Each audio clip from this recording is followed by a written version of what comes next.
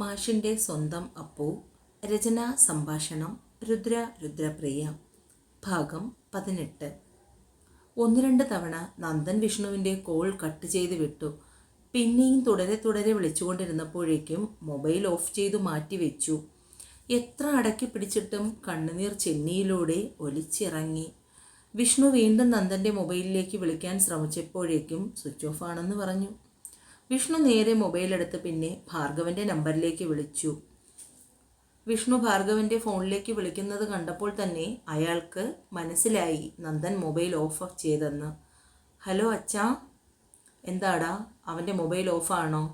അതെ അച്ഛാ, ആദ്യമൊക്കെ വിളിച്ചപ്പോൾ റിങ് ഉണ്ടായിരുന്നു, ഇപ്പോൾ നോക്കുമ്പോൾ സ്വിച്ച് ഓഫ് ആണ്. എനിക്ക് നിന്നോടല്പം സംസാരിക്കാനുണ്ട്, നീ പെട്ടെന്ന് വീട്ടിലേക്ക് വാ. എന്താ അച്ഛാ, എന്തെങ്കിലും പ്രശ്നമുണ്ടോ? വീട്ടിലേക്ക് വന്നിട്ട് വിശദമായി സംസാരിക്കാം. മൊബൈൽ കട്ട് ചെയ്ത് പോക്കറ്റിൽ വെച്ചുകൊണ്ട് ബൈക്കിൻ്റെ ചാവിയും എടുത്ത് വിഷ്ണു വേഗം വീട്ടിൽ നിന്നിറങ്ങി. നന്ദൻ്റെ വീട്ടുമുറ്റത്ത് എത്തുമ്പോഴേക്കും അവനെയും കാത്തിരിക്കുന്ന വണ്ണം ഭാർഗവൻ ഇരിപ്പുണ്ട്. വിഷ്ണു വേഗം ഭാർഗവൻ്റെ അടുത്തേക്ക് വന്നിരുന്നു. എന്താ അച്ഛാ, എന്താ പ്രശ്നം? മുഖമൊക്കെ വല്ലാതിരിക്കുന്നല്ലോ. ബൈക്കിൻ്റെ ഒച്ച കേട്ടപ്പോഴേക്കും സൗദാമിനിയും ഉമ്മറത്തേക്ക് വന്നു. ഇതെന്താ, അച്ഛനും മോനും കൂടി ഭയങ്കര ചർച്ചയിലാണല്ലോ. എവിടെ ഇനിയൊരാൾ? ഭാർഗവൻ്റെ മുഖത്തെ ഗൗരവം കണ്ടപ്പോഴേക്കും സൗദാമിനി അടുത്തേക്ക് വന്നു. എന്താ ഭാർഗവേട്ടാ പ്രശ്നം? മുഖമൊക്കെ വല്ലാതിരിക്കുന്നല്ലോ. ഞാനും നന്ദനും കൂടി ഇന്ന് അപർണയുടെ അച്ഛനെ കാണാൻ പോയിരുന്നു.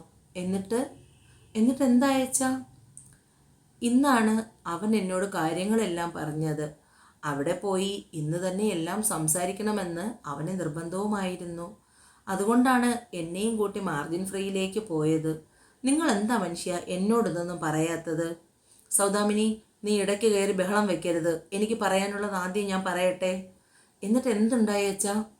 ഞാൻ കാര്യങ്ങളെല്ലാം രഘുവിനോട് പറഞ്ഞു. അയാളുടെ ഒപ്പം മോനും ഉണ്ടായിരുന്നു. അത് നടക്കില്ല വിഷ്ണു. വിഷ്ണു ഇരിക്കുന്നിടത്തു നിന്ന് ചാടി എഴുന്നേറ്റു.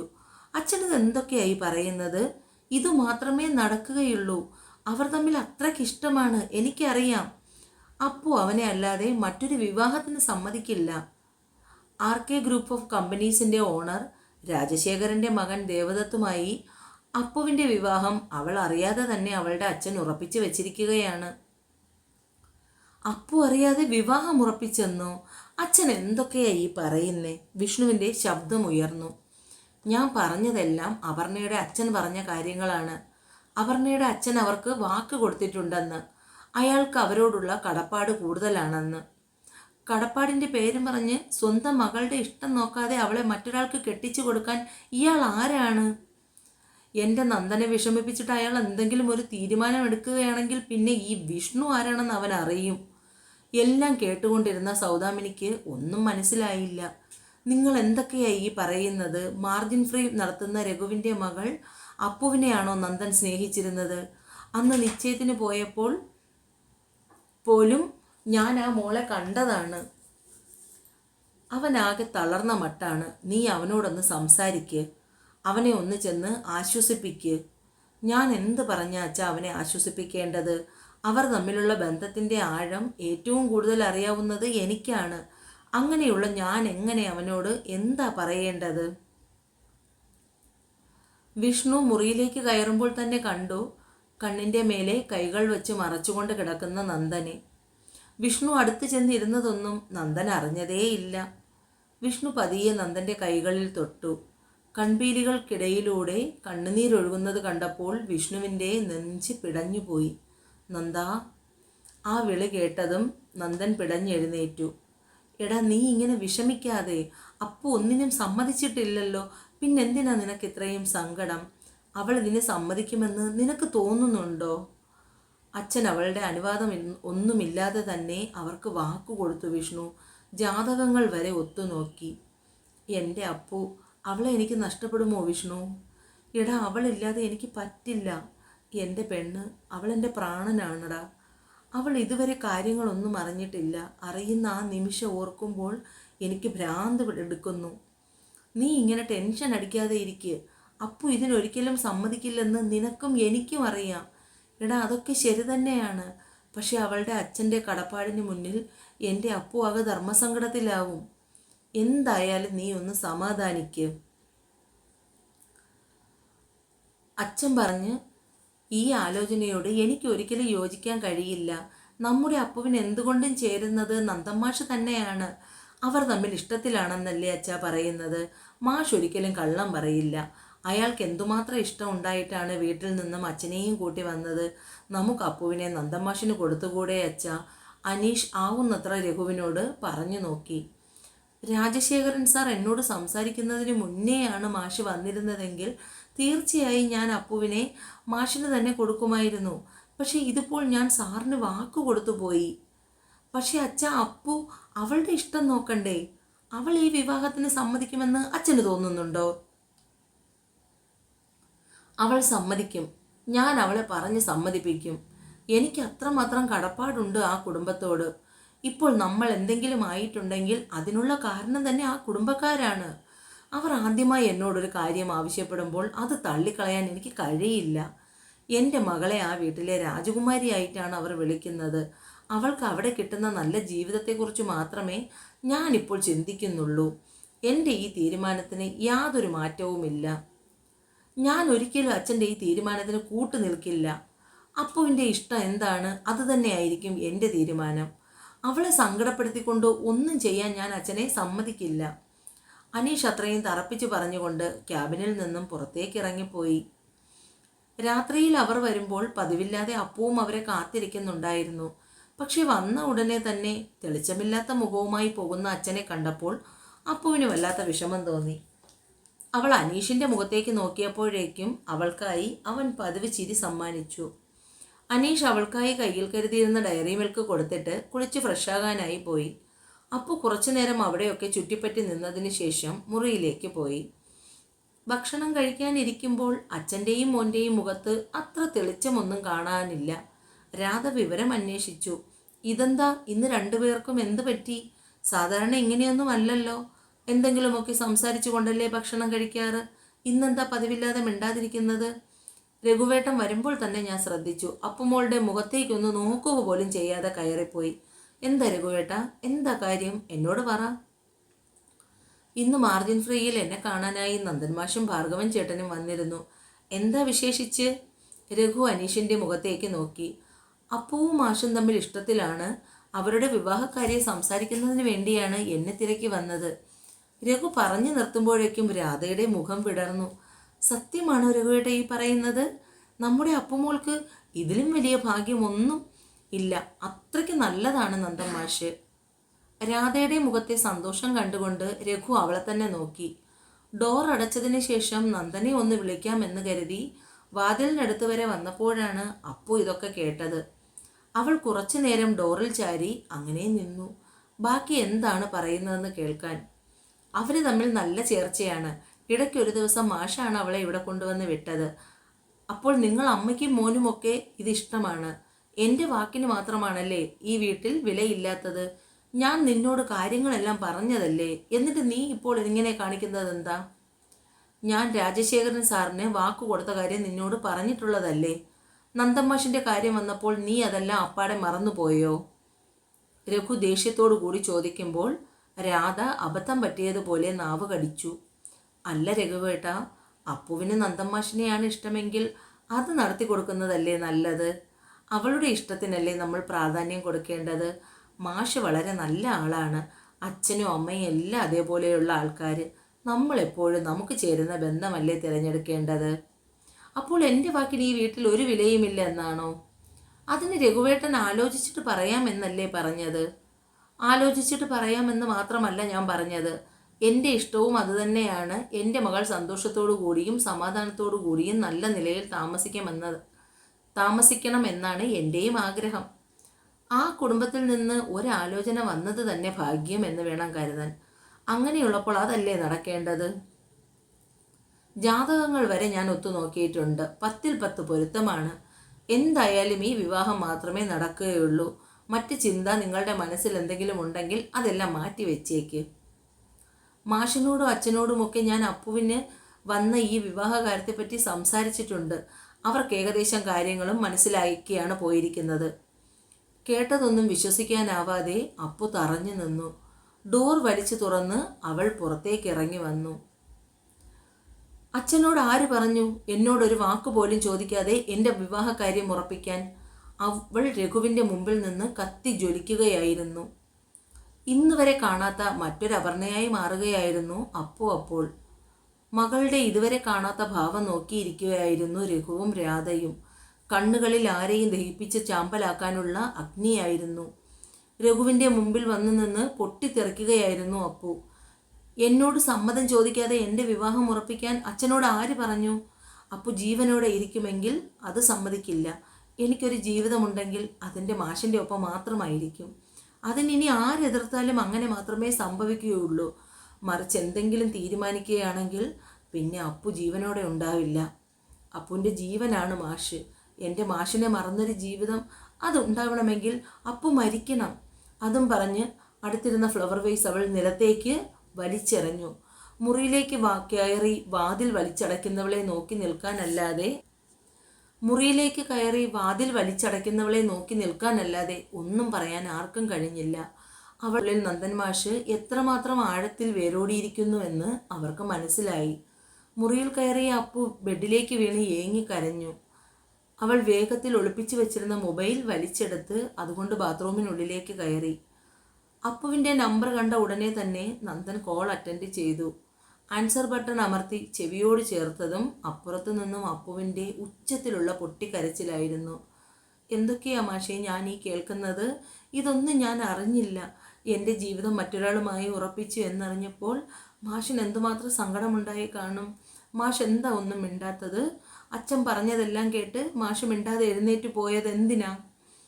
എൻ്റെ നെഞ്ച് പൊടിഞ്ഞു പോകുക മാഷേ. എനിക്ക് ശ്വാസം മുട്ടുന്നു മാഷേ. എനിക്ക് പേടിയാവുന്നു, വല്ലാതെ പേടിയാവുന്നു. എനിക്കിപ്പോൾ കാണണം എൻ്റെ മാഷിനെ. എന്നോട് എന്തെങ്കിലും ഒന്ന് പറയൂ മാഷേ. ആ ശബ്ദം ഞാനൊന്ന് കേട്ടോട്ടെ. അച്ഛൻ പറയുന്നത് കേട്ട് എന്നെ വേണ്ടെന്ന് വെച്ചോ ഇത്രയും പെട്ടെന്ന്?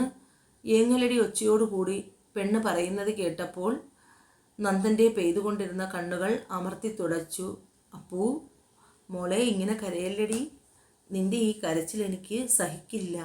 പെട്ടെന്ന് നിൻ്റെ അച്ഛൻ അങ്ങനെയൊക്കെ പറയുന്നത് കേട്ടപ്പോൾ, എൻ്റെ പെണ്ണിൻ്റെ പേരിനോടൊപ്പം മറ്റൊരാളുടെ പേര് കൂട്ടി പറഞ്ഞപ്പോൾ സഹിക്കാൻ പറ്റിയില്ല. അവർക്ക് വാക്കുകൂടി കൊടുത്തു എന്നറിഞ്ഞപ്പോൾ ഒന്നും മിണ്ടാതെ വരാനേ കഴിഞ്ഞുള്ളൂ. നീ മറ്റൊരാളുടേതാകുന്നത് ഓർക്കാൻ പോലും എനിക്ക് കഴിയില്ല. നീ എന്തായാലും സമാധാനത്തിൽ ഉറങ്ങാൻ നോക്ക്. നാളെ നമുക്ക് എന്തെങ്കിലും പരിഹാരമുണ്ടാക്കാം. എന്തായാലും ഞാൻ കാണാം. പറ്റില്ല, എനിക്ക് ഇന്നിപ്പോൾ കാണണം. കാണാതെ അപ്പുവിന് ഉറങ്ങാൻ കഴിയില്ല. അവളെ ഒന്നും പറഞ്ഞ് സമാധാനപ്പെടുത്താൻ കഴിയില്ലെന്ന് നന്ദന് മനസ്സിലായി. നന്ദൻ മൊബൈലെടുത്ത് നേരെ വിഷ്ണുവിനെ വിളിച്ചു. എന്താടാ ഈ നേരത്ത്? എന്തെങ്കിലും അത്യാവശ്യമുണ്ടോ? നീ ഒന്ന് ബൈക്കുമായി ഇവിടേക്ക് വാ, എനിക്കൊന്ന് അപ്പുവിനെ കാണാൻ പോകണം. വിഷ്ണു മറ്റെന്തെങ്കിലും പറയുന്നതിന് മുൻപേ തന്നെ ഫോൺ കട്ടായി.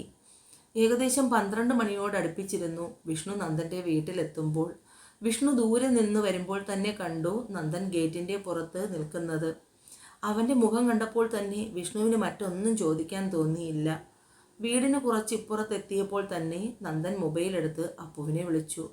പിൻവാതിൽ തുറന്ന് അപ്പു വേലിയുടെ അടുത്തേക്ക് കാത്തു നിന്നു. നന്ദൻ ചെറിയ മതിൽ ചാടിക്കടന്നാണ് അവളുടെ അടുത്തേക്ക് വന്നത്. നന്ദനെ കണ്ട ഉടനെ തന്നെ അപ്പു കരഞ്ഞുകൊണ്ട് അവൻ്റെ അടുത്തേക്ക് ഓടി വന്നു. അവനെ കെട്ടിപ്പിടിച്ചു കരഞ്ഞു. നന്ദൻ്റെ കണ്ണുകൾ നിറഞ്ഞു. എനിക്ക് പേടി തോന്നുന്നു മാഷേ. അച്ഛൻ എന്നെ മാഷിന് തരില്ലേ? അങ്ങനെ ഉണ്ടായാൽ അപ്പുവിനെ വേണ്ടെന്ന് വയ്ക്കല്ലേ മാഷേ. നീ എന്തൊക്കെയാ അപ്പു പറയുന്നേ? അങ്ങനെ നിന്നെ ഞാൻ വിട്ടുകളയുമോ? എനിക്കതിന് കഴിയുമോ പെണ്ണേ? അവളെ സമാധാനപ്പെടുത്തുമ്പോഴും നന്ദൻ്റെ ഉള്ളിൽ ഉത്തരമില്ലാത്ത കുറേ ചോദ്യങ്ങൾ തിങ്ങി നിറഞ്ഞു. ഈ പ്രതിസന്ധി ഘട്ടം എങ്ങനെ തരണം ചെയ്യും എന്നവന് അറിയില്ലായിരുന്നു. അപ്പുവിൻ്റെ അച്ഛൻ്റെ തീരുമാനത്തെ ധിക്കരിച്ചുകൊണ്ട് ഒരിക്കലും അപ്പുവിനെ സ്വന്തമാക്കി ജീവിതത്തിലേക്ക് ക്ഷണിക്കാൻ കഴിയില്ല എന്ന തിരിച്ചറിവ് ഇതിനോടകം തന്നെ നന്ദനുമുണ്ടായി. എന്തായാലും നീ ഇപ്പോൾ സമാധാനത്തിൽ പോയി കിടന്നുറങ്ങ്. നമുക്ക് എന്തെങ്കിലും ഒരു പരിഹാരമുണ്ടാക്കാം. അവളെ പറഞ്ഞ് ആശ്വസിപ്പിച്ചു നന്ദൻ. അപ്പു അകത്തേക്ക് കയറുന്നത് വരെ നന്ദൻ അവിടെ തന്നെ നിന്നു.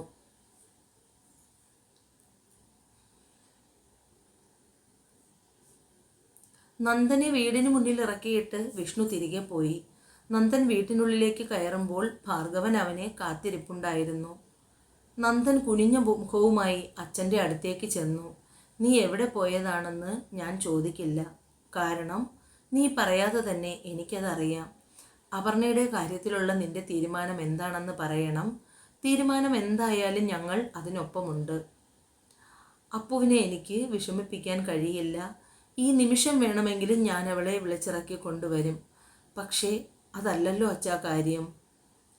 ഇത്രയും നാൾ അവളെ വളർത്തി വലുതാക്കിയ അച്ഛനെ ധിക്കരിച്ചുകൊണ്ട് അവൾ എൻ്റെ ഒപ്പം ഇറങ്ങി വരും. ഞങ്ങൾ സന്തോഷത്തോടു കൂടി തന്നെ ജീവിക്കുകയും ചെയ്യും. പക്ഷേ അച്ഛൻ്റെ പിന്നീടുള്ള അവസ്ഥ, അതിനെക്കുറിച്ച് ആലോചിക്കുമ്പോൾ കുട്ടികൾക്ക് മാതൃക കാട്ടി കൊടുക്കേണ്ട ഒരു അധ്യാപകനാണ് ഞാൻ. അങ്ങനെയുള്ള ഞാൻ ഈ പ്രവൃത്തി ചെയ്യുമ്പോൾ എല്ലാവരുടെയും സമ്മതത്തോടു കൂടിയുള്ള ഒരു ഒത്തുചേരലാണ് ഞാൻ ആഗ്രഹിക്കുന്നത്. അതിന് എത്ര നാൾ വേണമെങ്കിലും കാത്തിരിക്കാനും ഞാൻ തയ്യാറാണ്. നിന്നെക്കുറിച്ച് ഓർക്കുമ്പോൾ അച്ഛന് സന്തോഷമുണ്ട് മോനെ. നീ ചിന്തിക്കുന്നത് തന്നെയാണ് ശരി. കഷ്ടപ്പെട്ട് ഇത്രയും നാൾ വളർത്തി വലുതാക്കിയ അച്ഛനമ്മമാരെ വിഷമിപ്പിച്ചുകൊണ്ടുള്ള ഒരു ജീവിതം എത്രയായാലും നന്നാവില്ല.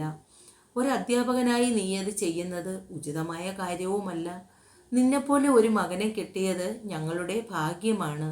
സ്നേഹബന്ധത്തേക്കാൾ കൂടുതൽ കടപ്പാടിന് പ്രാധാന്യം കൊടുക്കുന്ന ഒരു വ്യക്തിയാണ് രഘു. അങ്ങനെയുള്ളപ്പോൾ അയാളെ വിവാഹത്തിന് സമ്മതിക്കുമെന്ന് എനിക്ക് തോന്നുന്നില്ല. എന്തായാലും നീ പോയി സമാധാനമായി കിടന്നുറങ്ങ്. നന്ദനൊന്ന് ചിരിച്ചു. സമാധാനം അതെപ്പോഴേ നഷ്ടമായ അച്ഛാ. മകൻ്റെ തളർന്നുള്ള ആ അവസ്ഥ കണ്ടപ്പോൾ ഭാർഗവന് ശരിക്കും സങ്കടം തോന്നി. രാവിലെ എഴുന്നേൽക്കുന്ന സമയമായിട്ടും അപ്പുവിനെ കാണാഞ്ഞിട്ടാണ് രാധ മുറിയിലേക്ക് ചെന്നത്. വാതിൽ തള്ളുമ്പോൾ തന്നെ അത് അകത്തുനിന്നും കുറ്റിയിട്ടിരിക്കുകയാണെന്ന് മനസ്സിലായി. സാധാരണ വാതിൽ കുറ്റിയിടുന്ന ഒരു പതിവ് അവൾക്കില്ല. മുമ്പൊക്കെ വഴക്ക് പറയണമായിരുന്നു കതക് കുറ്റിയിട്ട് കിടക്കണമെന്ന്. പക്ഷേ ഇന്ന് പതിവില്ലാതെ വാതിൽ കുറ്റിയിട്ടിരിക്കുന്നത് കണ്ടപ്പോൾ ഒരു വെപ്രാളം. രാധ 1-2 തവണ വാതിൽ ശക്തിയായി മുട്ടിയപ്പോഴാണ് അപ്പു ഉണർന്നത്. നിർത്താതെയുള്ള ഒച്ച കേട്ട് അവൾ വാതിൽ തുറന്നു. പാറിപ്പറന്നു കിടക്കുന്ന തലമുടിയും കരഞ്ഞു വീർത്ത കണ്ണുകളും തലേ ദിവസത്തെ ഉറക്കച്ചുവടുമായി വന്നു നിൽക്കുന്ന മകളെ കണ്ടപ്പോൾ രാധയുടെ നെഞ്ച് പിടഞ്ഞു. കൊണ്ടുവന്ന കാപ്പി അവർ മേശയുടെ മുകളിൽ വെച്ച് പുറത്തേക്ക് പോയി. എല്ലാവരും ഒന്നിച്ചിരുന്നാണ് ബ്രേക്ക്ഫാസ്റ്റ് കഴിക്കുന്ന പതിവ്. ഇന്ന് പതിവിന് വിപരീതമായി അപ്പു ഡൈനിങ് ഏരിയയിലേക്ക് വന്നതേയില്ല. അതിൻ്റെ കാരണം അറിയാവുന്നത് കൊണ്ട് തന്നെ രാധയും രഘുവും അതിനെക്കുറിച്ചൊന്നും തന്നെ സംസാരിച്ചില്ല. എന്നാൽ അനീഷിന് തൻ്റെ കുഞ്ഞു പെങ്ങളുടെ ഈ വിഷമം സഹിക്കുന്നതിലും അപ്പുറമായിരുന്നു. അപ്പുവിൻ്റെ കാര്യത്തിലുള്ള അച്ഛൻ്റെ തീരുമാനം എന്താണെന്ന് ഇതുവരെയും പറഞ്ഞില്ല. അനീഷ് അത് പറയുമ്പോൾ രാധ രഘുവിൻ്റെ മുഖത്തേക്ക് നോക്കി. അവൾക്ക് ദോഷമുണ്ടാകുന്ന ഒന്നും തന്നെ ഞാൻ ഒരിക്കലും ചെയ്യില്ല. ജീവിതകാലം മുഴുവൻ അവൾ സന്തോഷമായിരിക്കണമെന്നാണ് എൻ്റെയും ആഗ്രഹം. അതിന് ഈ ബന്ധമാണ് ഏറ്റവും നല്ലത്. അവളുടെ സമ്മതമില്ലാതെ ഈ വിവാഹം നടത്താമെന്ന് അച്ഛൻ വിചാരിക്കുന്നുണ്ടോ? അപ്പുവിന് പ്രായത്തിൻ്റെ എടുത്തുചാട്ടമാണ്. അവളെ പറഞ്ഞ് മനസ്സിലാക്കുവാൻ പ്രയാസമാണ്. പക്ഷെ ആ മാഷിൻ്റെ കാര്യം അങ്ങനെയല്ല. അയാൾക്ക് കാര്യം പറഞ്ഞാൽ മനസ്സിലാകും. കുറച്ചുകൂടി പക്വതയോടുകൂടി മനസ്സിലാക്കി എളുപ്പമാണ്. അപ്പോൾ അച്ഛൻ നന്ദമാഷിനെ ഇതിൽ നിന്നും പിന്മാറാൻ പ്രേരിപ്പിക്കാൻ പോവുകയാണോ? അത് അപ്പു അറിഞ്ഞാൽ പിന്നെ എന്തുണ്ടാവുമെന്ന് അച്ഛൻ അറിയില്ലേ? അപ്പുവിനോട് കാര്യങ്ങൾ പറഞ്ഞ് മനസ്സിലാക്കാൻ നന്ദന് മാത്രമേ കഴിയൂ. അല്ലാതെ ആര് പറഞ്ഞാലും അപ്പു ഇതിൽ നിന്നും പിന്മാറില്ല. അച്ഛൻ്റെ ബുദ്ധി അപാരം തന്നെ, പറയാതിരിക്കാൻ വയ്യ. സ്വന്തം മകളോട് തന്നെ കാണിക്കണം അച്ഛാ. അവൻ കഴിച്ചുകൊണ്ടിരുന്നത് നിർത്തി എഴുന്നേറ്റ് പോകാൻ ഭാവിച്ചു. നീ ഇത് എന്ത് മനസ്സിലാക്കിക്കൊണ്ടാണ് അനീഷ എന്നെ കുറ്റപ്പെടുത്തുന്നത്? ഏതൊരു മാതാപിതാക്കളെയും പോലെ മാത്രമേ ഞാനും ചിന്തിക്കുന്നുള്ളൂ. എൻ്റെ ഏറ്റവും വലിയ സ്വപ്നമാണ് എൻ്റെ മകളുടെ വിവാഹം. അവൾ ഏറ്റവും നല്ല കൈകളിൽ ഭദ്രമായിരിക്കണമെന്നാണ് എൻ്റെ ആഗ്രഹം. അവൾക്ക് കിട്ടാവുന്നതിൽ വെച്ച് ഏറ്റവും വലിയ ബന്ധമാണിത്. അപ്പോൾ ഞാൻ അതല്ലേ ചെയ്യുകയുള്ളൂ. ഞാനും അത് മാത്രമേ ചിന്തിച്ചുള്ളൂ. എൻ്റെ മകളുടെ ഭാവി ഭദ്രമാക്കാൻ ഞാൻ ശ്രമിച്ചു. അതൊരു തെറ്റാണെന്ന് എനിക്ക് ഇതുവരെ തോന്നുന്നില്ല. ഇപ്പോൾ തള്ളിപ്പറയുന്ന നീ പോലും നാളൊരു കാലത്ത് അവളുടെ ജീവിതം കണ്ട് സന്തോഷിക്കും. രഘു കഴിപ്പ് മതിയാക്കി എഴുന്നേറ്റ് പോയി. രാധ ഒന്നും മിണ്ടാതെ അടുക്കളയിലേക്കും